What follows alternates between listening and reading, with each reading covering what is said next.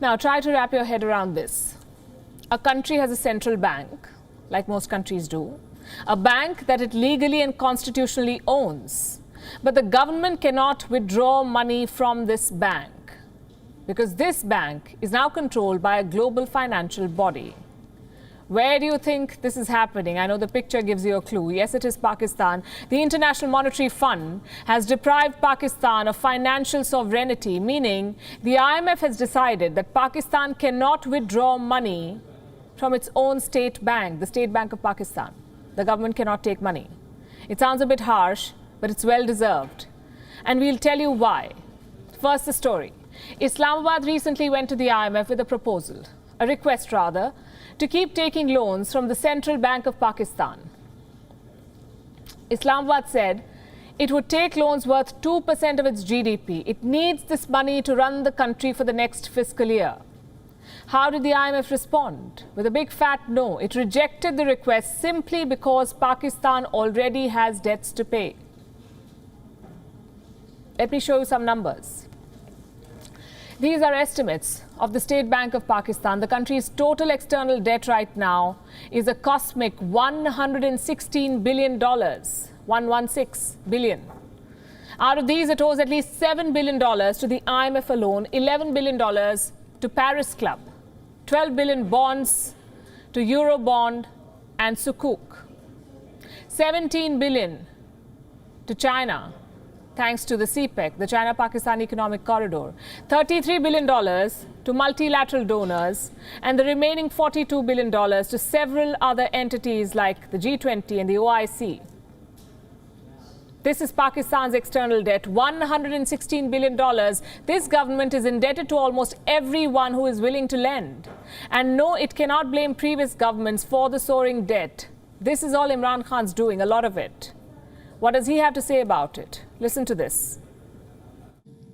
जो मुल्क की सस्टेनेबिलिटी है वो एट स्टेक है. हम ऐसे चल ही नहीं सकते आगे. अब एक कर्जे ले लिए इतने पिछले 2008 से और 2018 के बीच में 4 गुना ज्यादा पाकिस्तान का कर्जा बढ़ा है. तो हम इस विशियस साइकिल में फंसे हुए हैं. ये टूटता ही एक तरह है अगर हम हमारी टैक्स कलेक्शन इससे बहुत हम तेजी से बढ़ाएं. He says Pakistan's debt soared 4 times between 2008 and 2018. In other words, he is not to blame, he says. It happened before he took office. Now, here's something that might help the Prime Minister understand the crisis he's leading. This graph. Look at the graph. In 2017, when Nawaz Sharif was in power, Pakistan's external debt stood at $86 billion. In 2018, when Imran Khan came to power, it rose to $93 billion.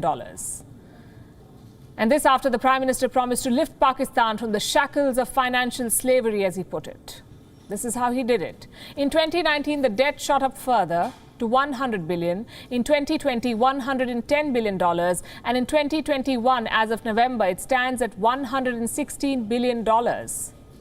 This is Imran Khan's contribution, $30 billion of debt in just 4 years. Can he escape the blame?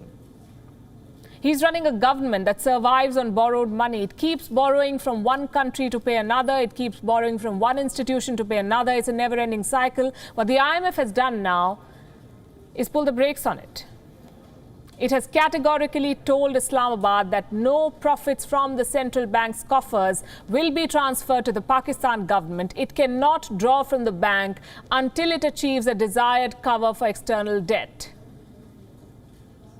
Has Pakistan agreed? Well, it has, but not without drama. Reports in the Pakistani media say that the government protested strongly. It is said to have reminded the IMF that it is constitutional right to borrow money from the State Bank of Pakistan. Constitutional right is what Pakistan is citing. The IMF was clear, such rights do not apply when you're neck deep in debt. So Islamabad had no choice but to give in. So what's it going to do now? Cost cutting. Pakistan plans to cut down its expenditure. It will raise taxes. People already suffering from soaring inflation will be taxed more. Income tax, sales tax, power tariffs, GST, regulatory duty. Pakistan is planning to increase all of these in order to pay back the IMF, which, by the way, posted something cryptic this evening. This picture of the sunset in Karachi, Pakistan's financial hub. IMF Pakistan's official handle posted this picture, a fitting metaphor, some would say, for the country. The sun is setting on Pakistan's economy. WION is now available in your country. Download the app now and get all the news on the move.